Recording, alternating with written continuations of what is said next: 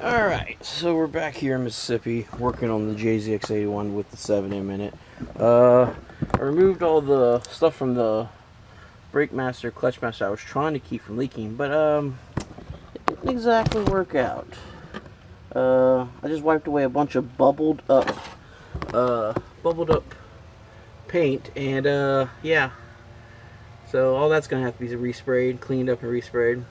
Well, I mean, the highlight is that the base paint was there, and then my coat of gray paint, so it just ate away the gray paint. I mean, I don't know if I'm guessing it dried up, which is why the white doesn't look that bad. But yeah. Anyway, so today we're going to be working on the alternator issue. So the alternator in the 7M's over here. The alternator on the JZ was down here, where like the power steering pump area is.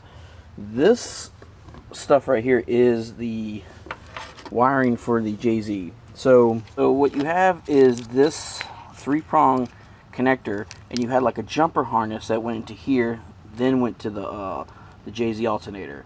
I can't find the opposite end of this, so I could just like connect my own. So we're gonna have to cut this off and splice it in the 7M alternator plug.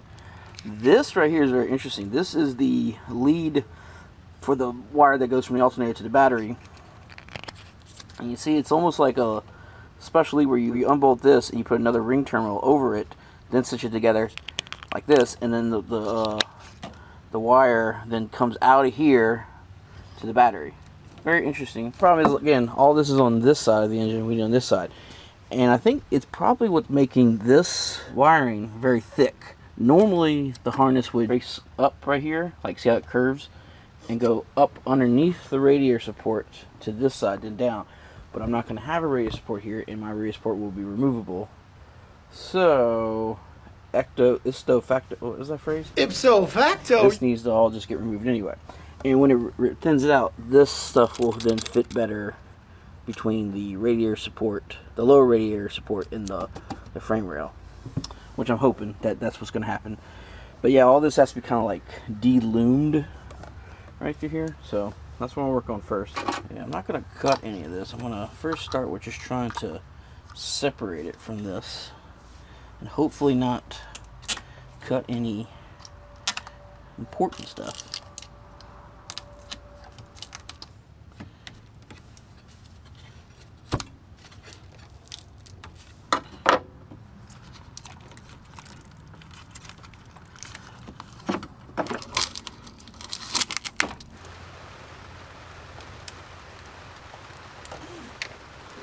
Looks like the wire that goes to the black yellow wire that goes to the engine fuse and the yellow wire that goes to the charge light run this way to go into the dash. I'm gonna have to end up, when I cut this, extend those out to this side for the alternator.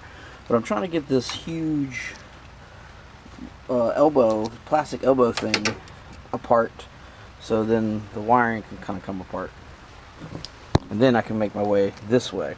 It's crazy. I gotta go the opposite direction I want to go just to get things undone. Back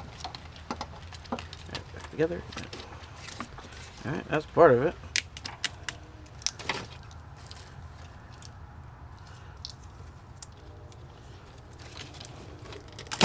There we go. Now it's finally out. But yeah, I don't know if you can see from the image, but there's 3 white wires. This one's obviously from the alternator plug. I'm guessing what it is, they just have 2 plugs. I'm not going to be able to show this on camera, but inside here I can see 2 separate cables crimped into this one connector. So that's exactly what they did. Huh.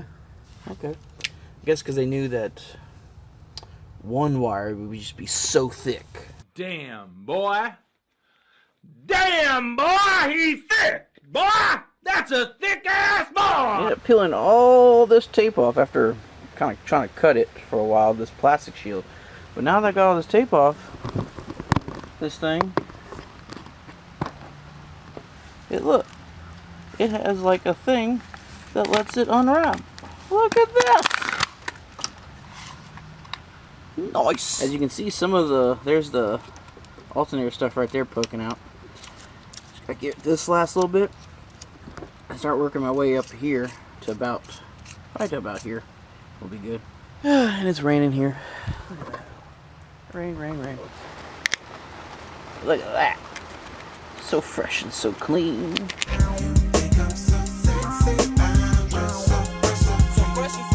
Man, this wire, I know it doesn't come across. It's so weird to see wire that has basically been untouched for 30 plus years, and how new it looks, and like there's like gold writing in the. It's just so nice.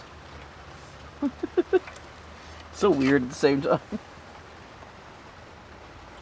Now I'm trying to decide if I should go ahead and unravel this bent piece, which was like that one over there, this big elbow piece, and just so I can simplify this wiring, or should I just leave that alone?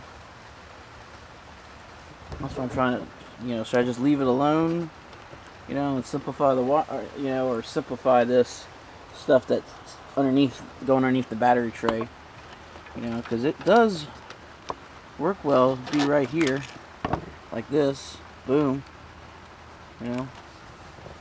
I don't know. Alright, so something just discovered. This blue wire is a fusible, not fusible, it's some type of link from the alternator. It's like charge wire that then connects and then starts going that way back to the dash. I think I saw something in the diagram that pointed that out. It's splitting at a certain point. I just didn't know where it split, but this is where it splits. And now I gotta decide how I want to approach this, because now not all of this is going to de-loom and come this way. Some of it will still have to go back that way. Gotta think about this for a second. Don't hurt yourself now. Twist it, pop it, pull it, twist it, pop it, pull it. I'm very funny. Oh, this guy's hilarious. Very, very funny. So we'll separate it. And I'm not throwing any of this away. Just gonna put it on a box somewhere in storage. Alright, so my thought is that I don't want to have to remake one of these to go on the alternator here. So boom. So since I don't want to remake these, what I'll probably do is bring this over and probably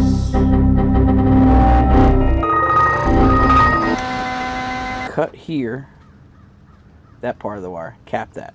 Then down the line down here, cut into that and splice this old point into there. That way it continues all the way through. The white wire is going to the battery, and the yellow and the black and yellow wire are going towards the dash. Alright, so while we wait for all the stuff to come in for that, I just figured we go ahead and address the messed up frame rails down there with a good old paintbrush and some paint. Instead of spray painting it, is because it's in a lot of little nooks and crannies down there, and then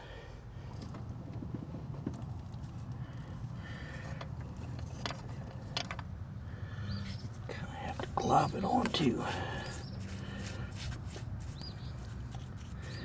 Got everything we need in. We got our primary wire right here. Got our new alternator plug. We got some Tessa tape, and we got multi-size wire loom, and we got multicolored heat shrink tubing in different sizes. Because why should it all be black? Says the guy who wears all black. Well, you wonder why I always dress in black. Why you never see bright colors on my back. It looks like you're going to a funeral. Maybe I am. So I'm going to cut here on this plug, so I retain this thing for whatever reason, or maybe someone needs this for a JZ. I'm going to take this white wire and bring it over to the other side. Okay, I need to stop quoting that song. That's just way too much. Too much power for one person. And what I'm going to do here is just cut a little bit off of here, because I'm going to have to join this anyway, but this way I can have these colors on the other side of the radiator. I'm going to put them down here where this is joining.